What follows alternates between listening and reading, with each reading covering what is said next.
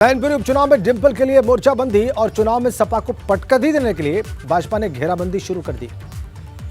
एक और विरासत को बचाने की चुनौती है, दूसरी ओर इतिहास रचने की तैयारी हो रही है। समाजवादी पार्टी कुनबा किसी तरह से मैनपुरी हारना नहीं चाहता और इस बार भाजपा मैनपुरी में इतिहास रचने के लिए प्लान बना रही है। अब सवाल यह है कि क्या सपा मुलायम के गढ़ को बचा पाएगी या भाजपा का कमल खिलेगा। सवाल यह भी है कि भाजपा का उम्मीदवार डिंपल के सामने कितना मजबूत है, क्या वो भाजपा की उम्मीदों पर खरा उतरेगा। आखिर भाजपा जीत के लिए क्या कर रही है और डिंपल विरासत बचाने के लिए पिछले 20 घंटे से कैसी तैयारी कर रही है और इन तैयारियों से क्या जीत हासिल हो जाएगी उन्हें, यही बड़ा सवाल है। आज इसी पर चर्चा।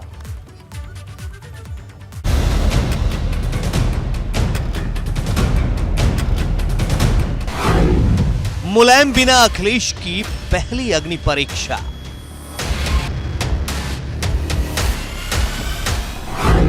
भतीजे के सम्मान में चाचा ने बनाया जीत का प्लान। सब लोगों ने हमसे कहा था एक हो जाओ, तो हम तो एक हो गए। बताओ हो गए। भतीजे के साथ मिलकर चाचा का भाजपा पर वार। कोई काम नहीं किया, गरीबी को बढ़ावा दिया, बेरोजगारी को बढ़ावा दिया, भ्रष्टाचार को बढ़ावा दिया। डिंपल को हराने के लिए तैयारी अब की बार पड़ेगी भाजपा भारी। के साथ कहता हूं, मैनपुरी सहित तीनों उपचुनाव में हम चुनाव जीतेंगे। मैनपुरी में भाजपा की घेराबंदी। विरासत से तय नहीं होंगे सियासत के फैसले, उड़ान तय करेंगे आसमान के सितारे। शाक्य यादव क्षत्रिय, क्या होगी वोटों की जुगलबंदी। उत्तर मांगे प्रदेश। क्या समीकरण होगा, आइए सबसे पहले समझते हैं कि समाजवादी परिवार डिंपल के लिए कैसे मोर्चेबंदी कर रहा है। पिछले 20 घंटों में क्या क्या किया गया है यादव परिवार के द्वारा, समाजवादी परिवार के द्वारा, यह हम आपको बताने चाहते हैं। हमारे बाएं और दाहिनी ओर मेरी आप देखिए दो तस्वीरों को। बाईं ओर की तस्वीर 20 नवंबर के शाम के 6:30 बजे की है। एक मंच पर समाजवादी परिवार एकजुट हुआ और सफाई से भाजपा के खिलाफ बिगुल फूंक दिया गया। दाहिनी ओर जो तस्वीर आप देख रहे हैं 20 नवंबर शाम के 7:34 की है। बिल्कुल ठीक टाइम आप नोट करिए, शाम के 7:34। सफाई में कार्यक्रम करने के बाद अखिलेश यादव, डिंपल यादव मैनपुरी की गलियों में घूमने लगे और लोगों को जोड़ने लगे। अखिलेश डिंपल का इस तरह का प्रचार आपने शायद कभी इससे पहले देखा ना हो, कभी किया भी नहीं किया। ये दो तस्वीरें पिछले 20 घंटों में जो किया गया है परिवार के द्वारा, अखिलेश और डिंपल के द्वारा और समाजवादी कुनबे के द्वारा, उसको आप देखकर समझ सकते हैं।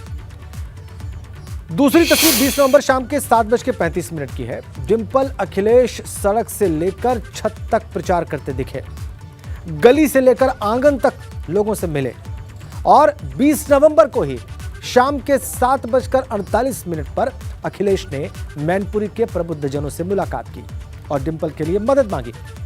इस तरह से अखिलेश डिंपल ने कभी इससे पहले प्रचार नहीं किया था, ये अभूतपूर्व था। सड़क पर उतरना, लोगों से मिलना, प्रबुद्धजनों से मिलना, ये सब अखिलेश और डिंपल के लिए इस क्षेत्र में बिल्कुल नया था।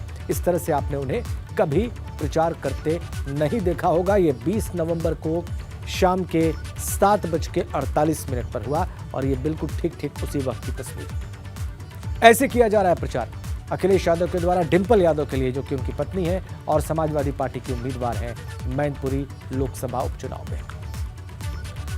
20 नवंबर को देर रात तक अखिलेश और डिंपल प्रचार करते रहे। देर रात तक 20 नवंबर को अखिलेश और डिंपल प्रचार करते रहे। मेरे बाईं और दाहिनी ओर जो तस्वीरें आप देख रहे हैं उसमें बिल्कुल साफ आप देख सकते हैं। 21 नवंबर को सुबह 7 बजे के करीब डिंपल ने तस्वीरें शेयर की, यानी कोई कमी वो छोड़ना नहीं चाहती अपने चुनाव प्रचार। और अखिलेश भी एक और जनता से मिल रहे हैं और अब से थोड़ी देर पहले दोपहर के 1:40 पर उन्होंने संतों से भी मुलाकात की। संतों के सामने चुनावी संकल्प लिया अखिलेश यादव ने। पिता की तरह मैनपुरी की सेवा करने की बात कही। तो पिछले 20 घंटे से अखिलेश यादव और डिंपल यादव लगातार प्रचार कर रहे हैं और उनके चाचा शिवपाल यादव भी पीछे नहीं है। ये पिछले 20 घंटे की बड़ी तस्वीरें हैं। अब सवाल यह है कि भाजपा किस तरह से घेराबंदी कर रही है। डिंपल के खिलाफ भाजपा की तैयारी क्या है और भाजपा का गैर यादव वोटों पर फोकस है, ये तो दिख रहा है। हालांकि कोशिश है कि यादव वोट भी मिले। शाक्य और क्षत्रिय वोटों पर भारतीय जनता पार्टी की ज्यादा नजर है और इसीलिए हर वर्ग के नेता वहां पर प्रचार कर रहे हैं। भाजपा प्रत्याशी का डोर टू डोर कैंपेन चल रहा है। भाजपा सरकार के मंत्री मैनपुरी में मौजूद हैं। सीएम योगी मैनपुरी में 5 रैलियां करेंगे, क्योंकि मैनपुरी में 5 विधानसभाएं हैं। 28 नवंबर और 3 दिसंबर को मुख्यमंत्री योगी की रैलियां हैं। 28 नवंबर को जसवंत नगर में मुख्यमंत्री योगी की जनसभा है। किशनी और करहल में मुख्यमंत्री योगी की जनसभा है। जसवंत नगर विधानसभा से विधायक हैं शिवपाल यादव और करहल से विधायक हैं अखिलेश यादव। इन 3 स्थानों पर मुख्यमंत्री योगी की जनसभा 28 तारीख को और फिर 3 दिसंबर को मैनपुरी सदर में मुख्यमंत्री योगी की जनसभा है। इसके अलावा भोगांव में भी 3 दिसंबर को ही मुख्यमंत्री रैली करेंगे। 5 जनसभाएं खुद मुख्यमंत्री योगी आदित्यनाथ की हैं इस लोकसभा सीट के लिए और ये 5 विधानसभाएं हैं जहां पर मुख्यमंत्री पहुंचेंगे, पब्लिक मीटिंग करेंगे, लोगों से संवाद करेंगे और भारतीय जनता पार्टी के प्रत्याशी के लिए वोट मांगेंगे। वैसे भारतीय जनता पार्टी के तमाम मंत्री और प्रवक्ता वहां पर और नेता लगे हुए हैं, वो लगातार डोर टू डोर कैंपेन कर रहे हैं। हमने आपको बताया क्या होगा फिर, यह रणनीति कितनी कारगर होगी, किसकी रणनीति में ज्यादा वजन है, आइए इस पर चर्चा शुरू करते हैं। मनोज काका इस वक्त हमारे साथ हैं, समाजवादी पार्टी के प्रवक्ता। इसके अलावा अवनीश त्यागी हमारे साथ जुड़े हुए हैं, भारतीय जनता पार्टी के प्रवक्ता।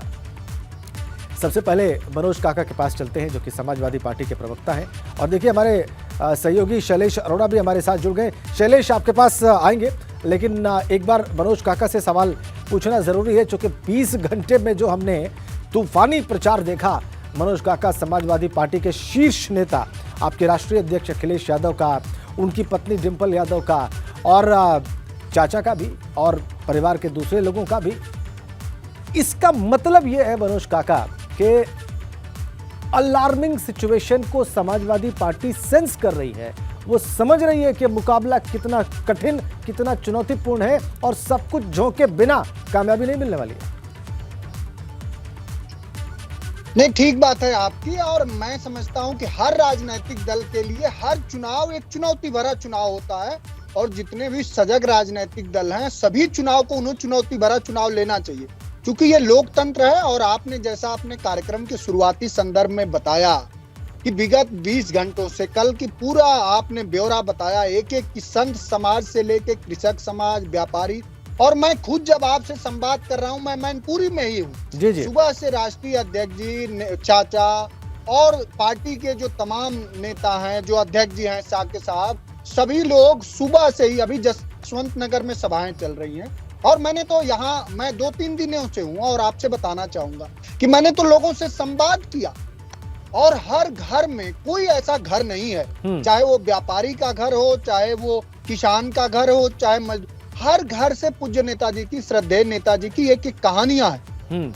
और आपने ठीक कहा कि जो तस्वीरें आ रही हैं नेता, राष्ट्रीय अध्यक्ष जी की, भाभी की, चाचा की, इससे लोग बेहद उत्साहित हैं और लोग भावुक भी हैं। लोग भावुक हैं सभी लोग। अभी मैं किसानों से बात कर रहा था, किसान कह रहे थे कि कभी ऐसा नहीं हुआ कि आलू के बुआई के समय हमारे यहाँ डीएपी की कमी हुई है। ये पहली बार ऐसा हुआ है कि आलू के बुआई के समय डीएपी की कमी हुई है।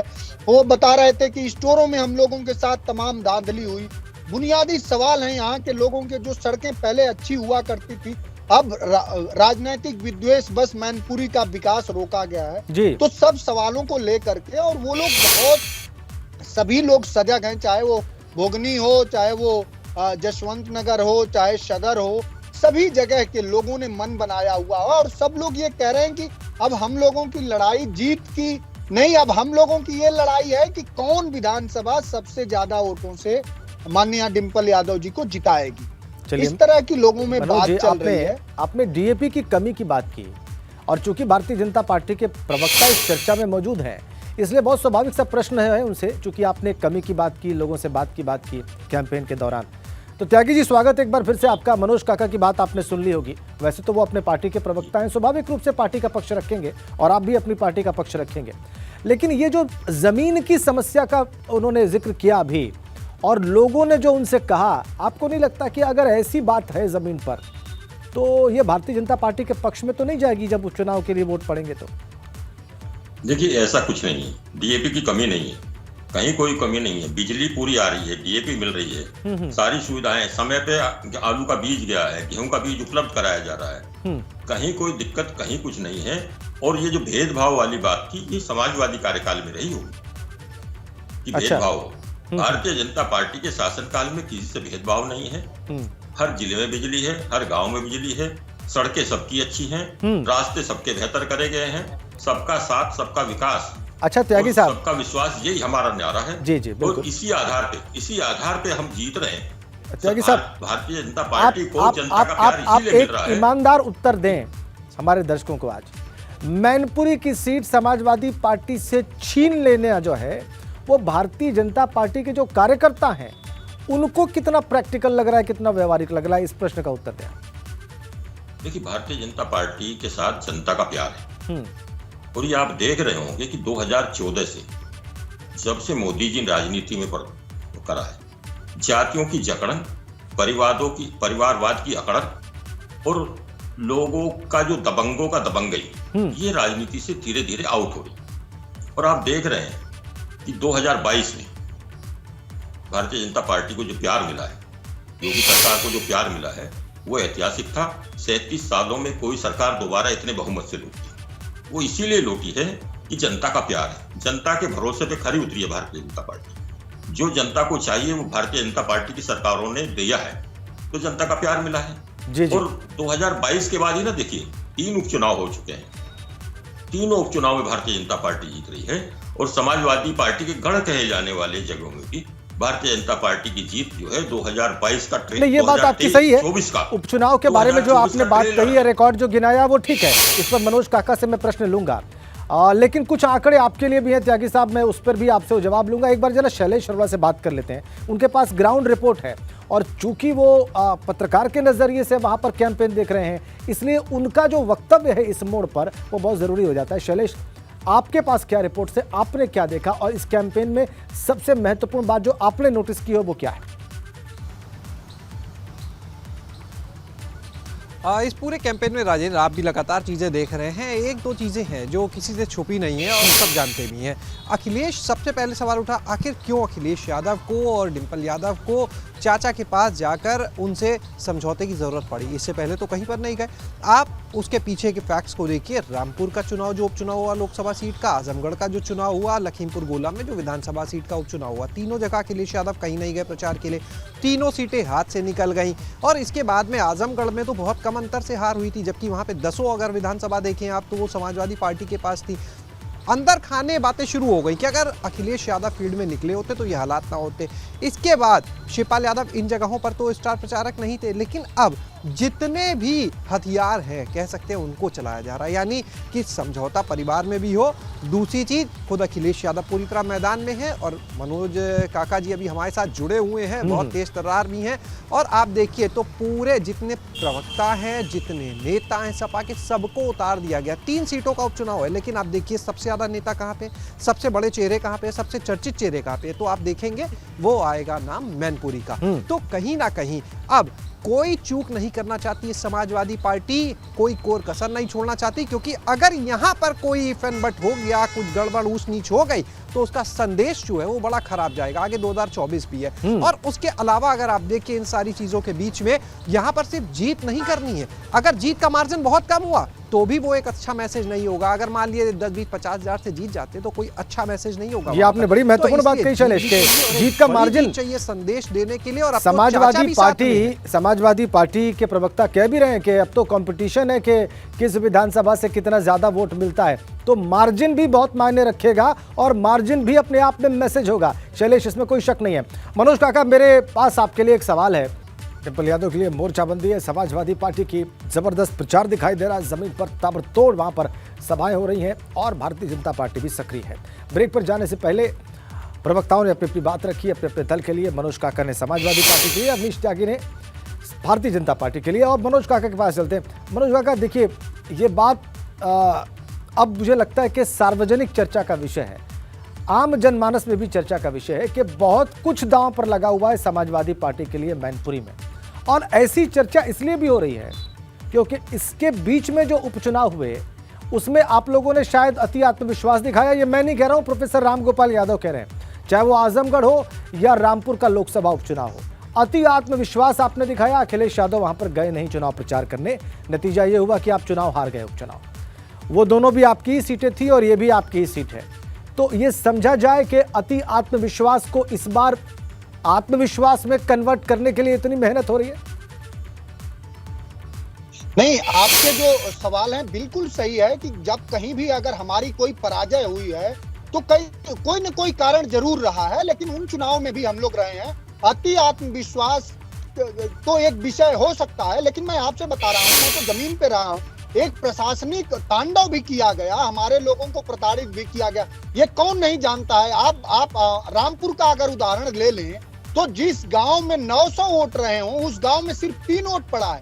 इलेक्शन कमीशन और आप सभी सुधी पत्रकार साथियों के पास भी रिपोर्ट है। तो हालांकि ये मैनपुरी के चुनाव में आम जनमानस भी माताएं बहने, और हम लोग कभी तथ्यविहीन बात नहीं करते।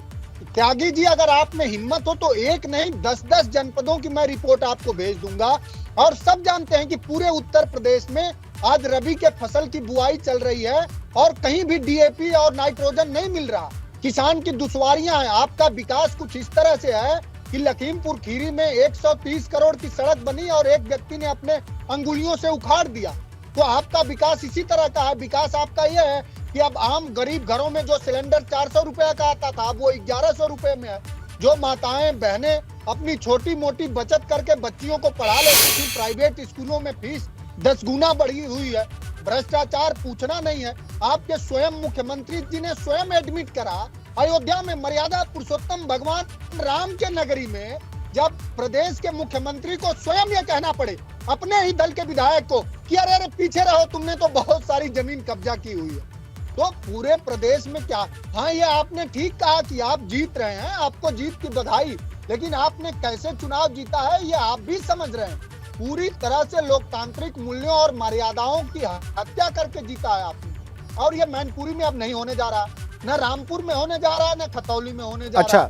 क्योंकि हम लोग भी सही कहा राजेंद्र जी कि हम लोग कभी कभी सोचते थे कि ये लोग शुचिता का पालन करेंगे और हम लोग सजग नहीं रहते थे। कोई कमियां जरूर रही हो, लेकिन हर मोर्चे पर, वो चाहे गांव हो, चाहे शहर हो, चाहे कस्बा हो, हर मोर्चे पर समाजवादी पार्टी का पूरा कुनबा और सभी समाज के लोग घेराबंदी किए हुए हैं। और आपको एक बड़े अंतर से, चूंकि माननीय डिम्पल यादव जी पूरे मैनपुरी की बहू है, मैंने देखा संतों में क्या भाव उठता है उनको लेके, माताओं बहनों में क्या भाव उठता है, नौजवानों में क्या भाव उठता है कि हम ऐसे सांसद चुनने जा रहे हैं जो बहुत सहज हैं, जो संवेदनशील हैं, जो बुनियादी सवालों को समझती हैं। लोग आपके मंच के माध्यम से, मैं तो मैनपुरी में लगातार हूँ, बड़े अंतर से समाजवादी पार्टी बड़े अंतर से ये चुनाव जीतने जा रही है। लेकिन मैं साथी से जरूर कहूंगा, मैं त्यागी जी से कहूंगा, साथी कभी हम लोग तथ्यहीन बात नहीं करते। आपको मैं अभी व्हाट्सएप कर दूंगा, अपना नंबर बता दें तो, कि कहां कहां पूरे उत्तर प्रदेश में डीएपी की कमी है और किसान कितना परेशान है। कहीं कोई बीज कोऑपरेटिव पर नहीं मिल रही है, क्योंकि मेरा जीवन भर का सरोकार किसानी का राजेंद्र जी। सरोकार नहीं, लोकतंत्र में, लोकतंत्र में जनता का आदेश ही सबसे बड़ा आदेश होता है। त्यागी जी सुन लीजिए, खत्म कर रहा हूं। भारतीय जनता पार्टी के पक्ष में है। एक आखिरी वाक्य बोलने दीजिए उनको, त्यागी साहब, आखिरी वाक्य बोलने दीजिए काका साहब जी। राजेंद्र जी, समाजवादी पार्टी की सरकार में हर जनपदों में कृषि के जो यंत्र हैं, जो हार्टिकल्चर, जो कृषि के यंत्र हैं, चाहे वो ट्रैक्टर के हों, चाहे वो सब हम लोग सब्सिडी पे देते थे 60%। इसी सैफई में कृषि यंत्रों का मेला लग के यहाँ के किसानों को कितना सारा लाभ मिलता था, वो सब सरकार रोक दी है। आज इंडियन एक्सप्रेस की रिपोर्ट है, अगर आप देख लें, 10 लाख करोड़ रुपया इस सरकार राइट ऑफ, बिल्कुल जी बिल्कुल ठीक है। चाहूंगा मैं समझ गया आपकी बात सम्मान के मनोज साथ- काका, आपके मैं आक्रमण का बहुत बिंदु मैं समझ सम्मान गया। के साथ आदरणीय मोदी जी से और योगी जी से पूछना चाहूंगा कि किस गरीब किसान या मजदूर या नौजवान का, किसी बिरादरी का आपने 1 रुपया माफ किया? आपने किसी का नहीं माफ त्यागी किया। साहब जवाब आपने दीजिए। बड़े त्यागी लोगों साहब का माफ किया, आइए अब उत्तर सुन लीजिए। करोड़ों मनोज काका रुपया उत्तर है ना? उत्तर उत्तर उत्तर अगर मैं बीच में जी। बोलने लगूंगा नहीं त्यागी तो साहब, डिबेट का त्यागी अपमान ना साहब, होगा। त्यागी साहब प्लीज आप इनको शांत प्लीज गो कीजिए, अहेड। इनकी बात सुनिए। आप जी ये जी जरूरत जी से त्यागी ज्यादा साहब, बात कर रहे हैं। त्यागी साहब, और त्यागी साहब, त्यागी साहब, जो ये मोदी और योगी से सवाल पूछ रहे हैं उसका जवाब तो जनता दे चुकी है। एक बार नहीं दे चुकी, लगातार दे रही है। इनको शायद जनता का जवाब और मोदी के काम, योगी के काम समझ नहीं आ रहे, इसीलिए घर बैठे हैं। लगातार हार हो रही है। और वो जो चुनाव में जनता के बीच, उपचुनाव में जनता के बीच न जाने का अहंकार था, वो टूट गया है। जब अपने गढ़ में इतना डर है, जितना भय बैठ गया है समाजवादी कुनबे में, तो वो अपने आप में बता रहा है कि कितना डर है। उनके अपने जो काम थे उनसे जनता नाराज थी, जनता का गुस्सा उनके सर पे बोल रहा है, उनका डर उनके भीतर बोल रहा है, इसीलिए वो कुनबे को जोड़ने में लगे हैं। बोल लेंगे उनको। भारतीय काका जनता साहब पार्टी बोलने जनता दीजिए, को जोड़ काका रही साहब है। बोलने दीजिए। जनता को काका जी, जनता को जोड़ा है हमने, एक जन को जोड़ा है। इसलिए जनता भारतीय जनता पार्टी के साथ खड़ी है और लगातार जीत का सेहरा जो बन रहा है वो बेवजह नहीं है। आप चुनाव में हार के वजह बताते हो, हार के कारण डूबते हो।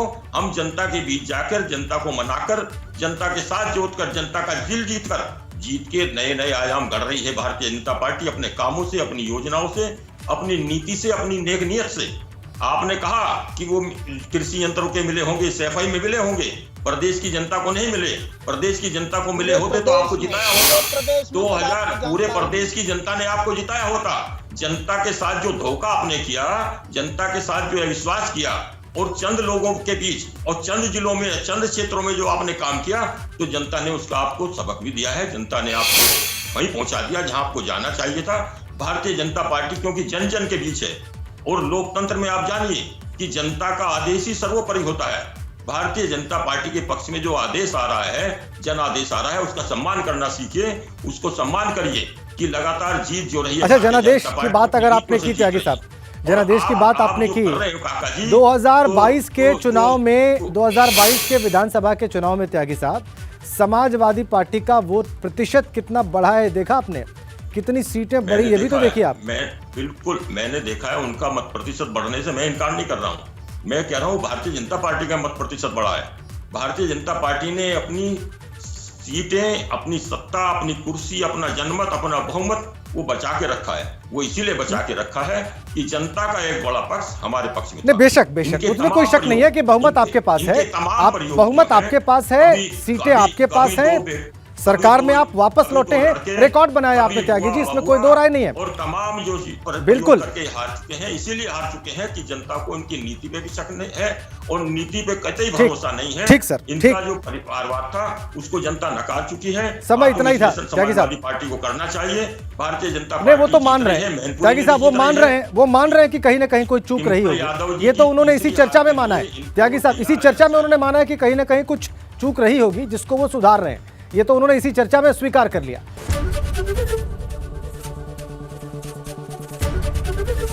एबीपी गंगा, खबर आपकी, जुबान आपकी।